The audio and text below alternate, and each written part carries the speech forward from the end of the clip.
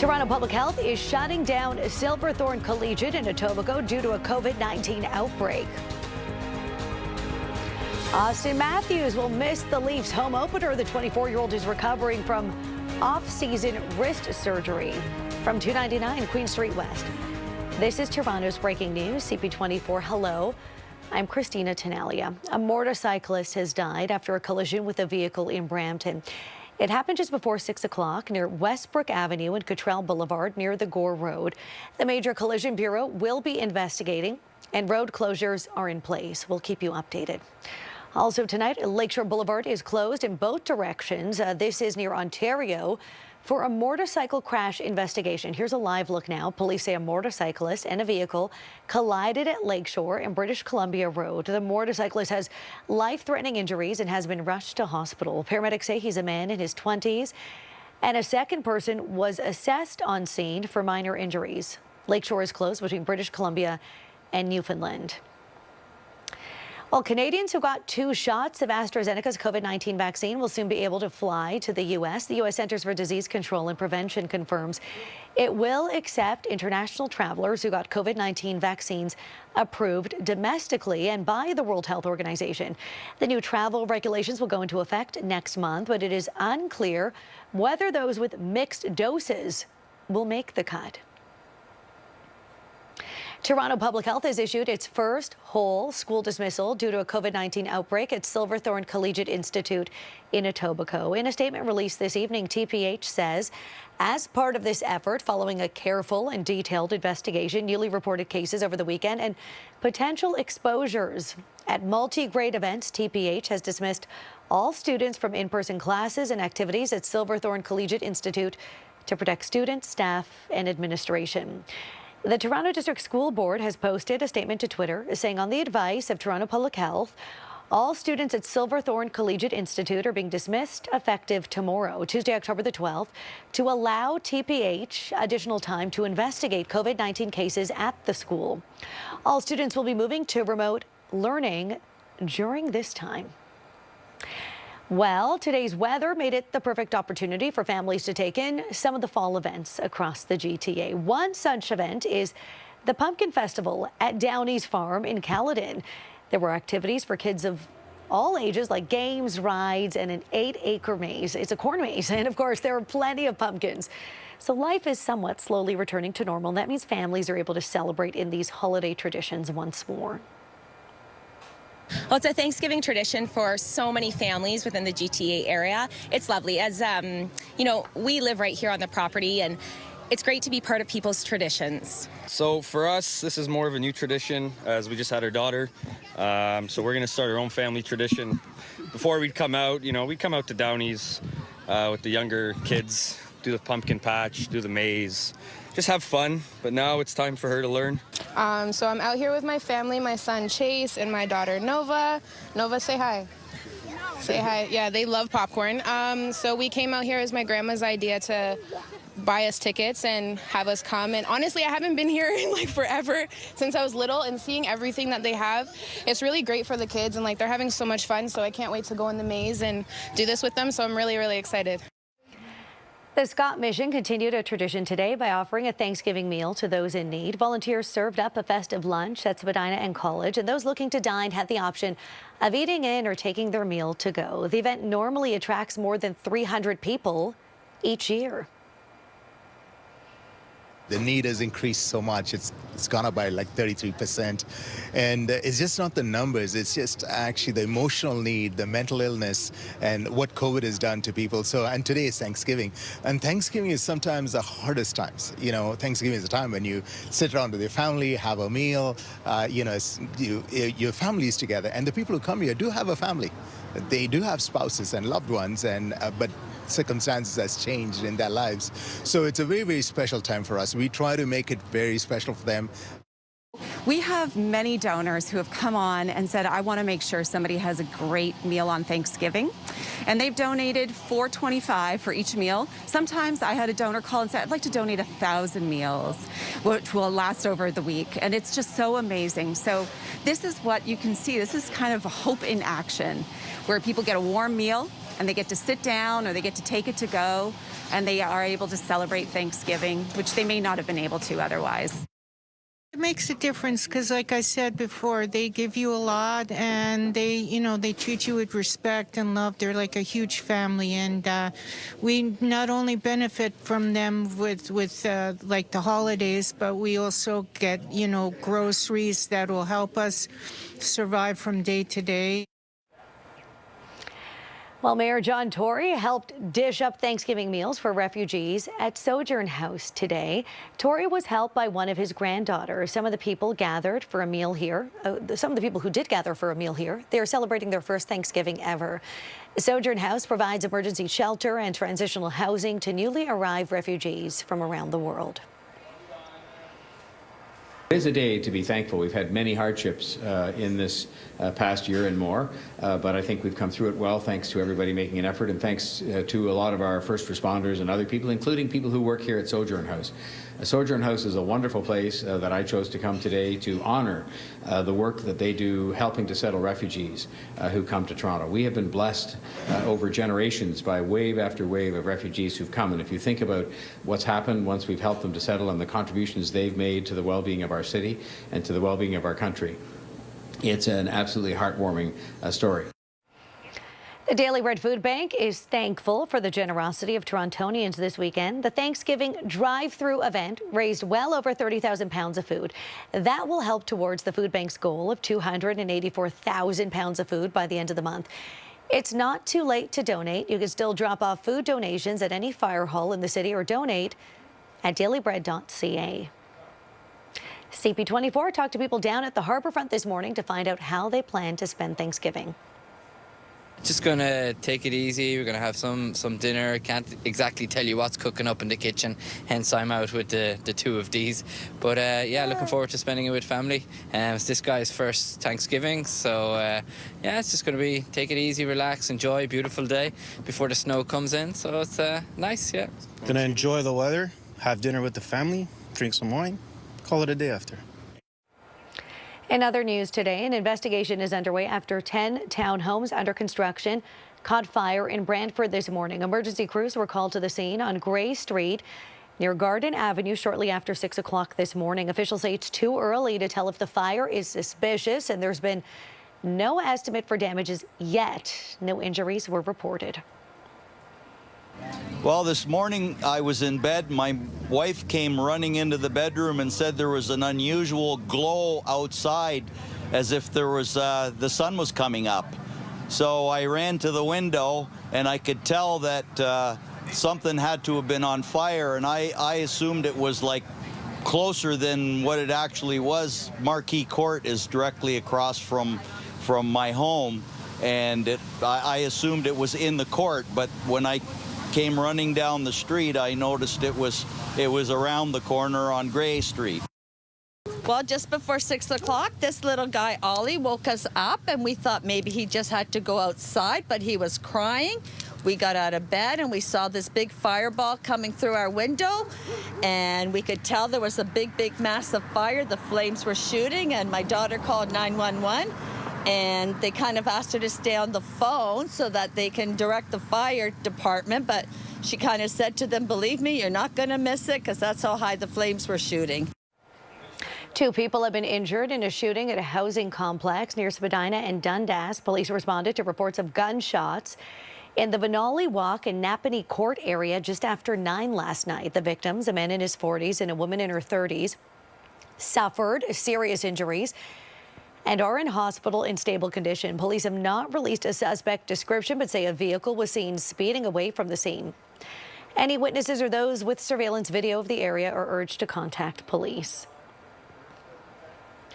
The OPP is looking for a person involved in a road rage investigation. The incident happened on the QEW at Victoria Avenue just before 2 p.m. Saturday.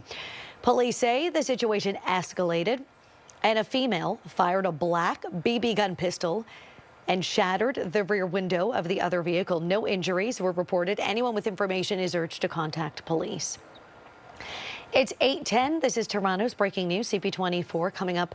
The latest on a deadly plane crash near San Diego. We're going to tell you what we know so far after the break. Welcome CTV Wednesday. Things are getting wild. It's date night on the next Masked Singer, and the heat is on. With the return of some familiar faces and a new wild card. Enters the game. Oh, the suspense is killing me. Get into an all-new Masked Singer, Wednesday, 8/9 Mountain, only on CTV. Then stream anytime on CTV.ca and the CTV app. It's CTV and so much more. With Voila by Sobeys, the weekly grocery run looks like this. Got it. On time as usual. Thanks for the grocery run. Voila by Sobeys. Your groceries delivered just like that. I just made $25,000 selling $1 million house. Sure. I know they'd rather use my fees towards their dream home. More towards their kids' college fund. But this lifestyle, it doesn't pay for itself. Skip the high commission with New Era Real Estate. Bathfitter doesn't just fit your bath. With hundreds of custom designs, it fits your style. With our unique tub-over-tub installation in just a day, it fits your schedule with no demo or mess. With quality that's guaranteed for life, it fits your high standards. Why have over 2 million people welcomed Bathfitter into their homes? It just fits. Bathfitter. Call now or visit bathfitter.com to book your free consultation.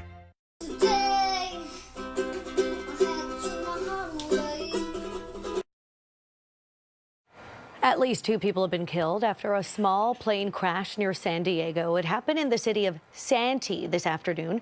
Local fire officials say 2 people were also taken to hospital and several structures are severely damaged. And according to local media, the plane crashed into a UPS truck in the intersection, killing the driver. The pilot of the plane was also reportedly killed. We do have multiple confirmed fatalities. We do not know exactly how many, and that's what we're waiting for as we kind of pivot into this next investigatory phase to determine the extent of what the damage is to the homes, the number of fatalities, and start to do kind of a search of some of the areas that we deem as non-survivable. And the plane came down within blocks of a high school, but school officials say no one there was injured. United Nations Secretary General Antonio Guterres makes an appeal to countries to ease sanctions on Afghanistan. With assets frozen and development aid paused, the economy is breaking down.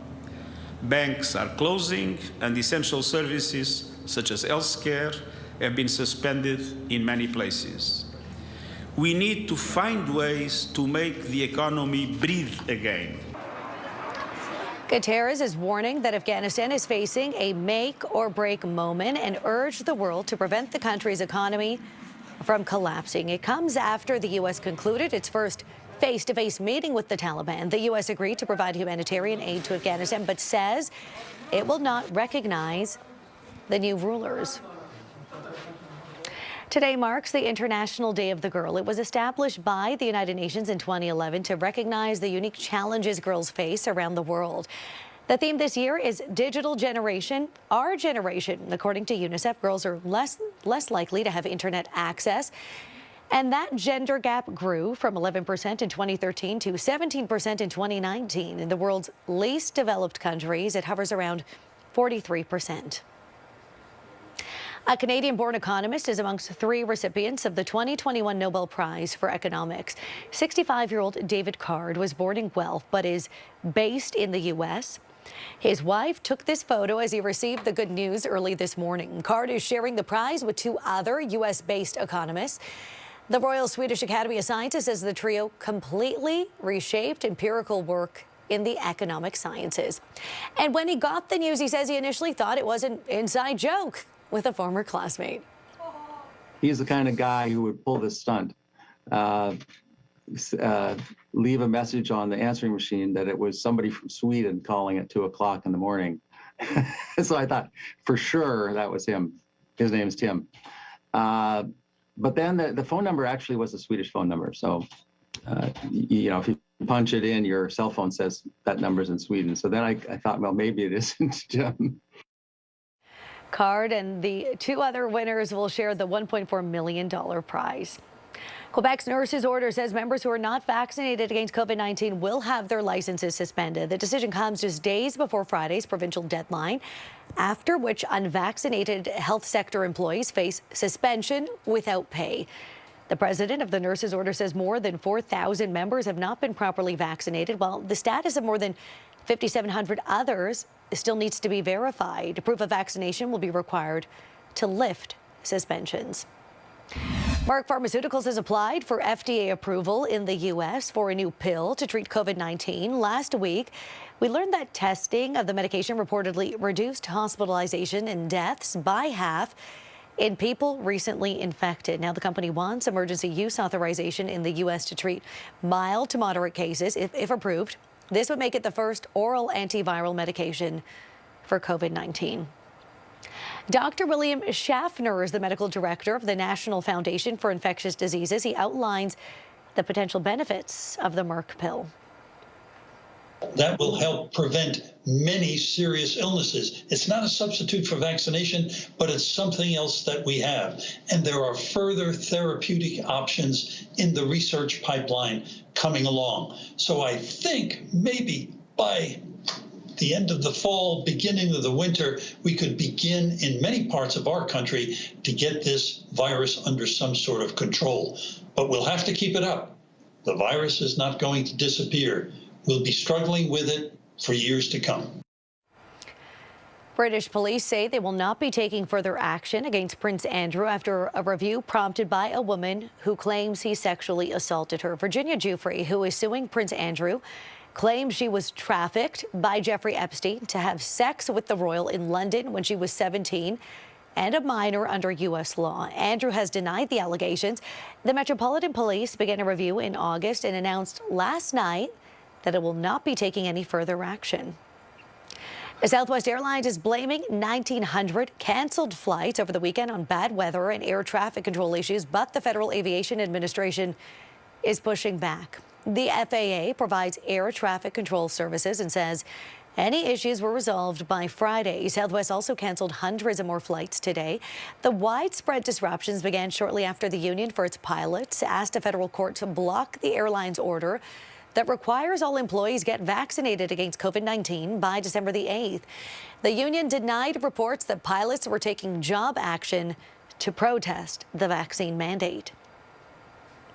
The Boston Marathon returned today from a 30-month absence due to the COVID-19 pandemic. Kenya's Benson Kipruto won the iconic race that was held in the autumn for the first time in its 125-year history.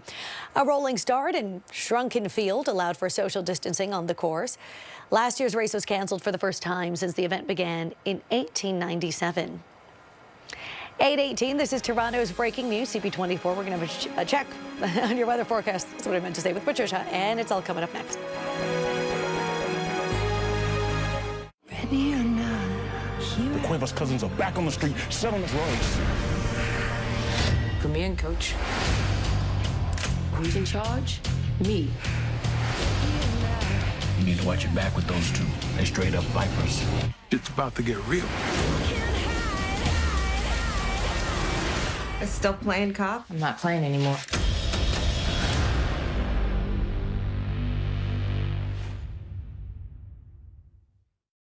On October 22nd, Ron's gone. Your Bebot is super weird. Wrong.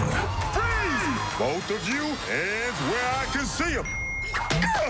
Ron's Gone Wrong. Only in theaters, October 22nd. Switch your car and home insurance to Bel Air Direct, and you could save up to $750. So, you can live a little larger and get the electric lawn vehicle of your dreams. Feels good, doesn't it? We're investing in that. In her. Oh, really? Yep. Cool. We're investing in this. All of this. We're investing in these folks. Shh. Oh, carry on. We're investing in this. We're investing in him. And her. Oh, and him too. For years, we've invested in better. And we're just getting started. Bell for better. Chum's $100,000 cash it or stash it. $10,000 every week. Take the Easy 500 or stash it for a chance at the weekly 10 grand. Cash it or stash it. Chum 1045. Closed captioning is brought to you in part by Diamond and Diamond Lawyers. 1-800-567-HURT. We love you. Big hug from all of us. Lava fountains are bubbling up inside the crater of Hawaii's Kilauea volcano. The volcano has been erupting since late September. It boasts the reputation of being one of the most active volcanoes on the planet. Officials on the Big Island saying no homes are in danger. About 700 homes were destroyed when Kilauea erupted in 2018.